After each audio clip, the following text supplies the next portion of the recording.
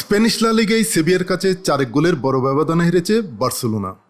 সব প্রতিযোগিতা মিলিয়ে প্রথম 7 ম্যাচে অপরাজিত থাকার পর টানা 2 ম্যাচে হারের তেতো-স্বাদ পেল কোচ হান্সি ফ্লিকের শিষ্যরা। প্রতিপক্ষের মাঠে বার্সার সামনে সুযোগ ছিল রিয়াল মাদ্রিদকে টপকে টেবিলে শীর্ষে ওঠার, তবে কাতালানদের বিভিন্ন ফুটবলে হতাশা বাড়িয়েছে লেভানডোভস্কির পেনাল্টি মিস।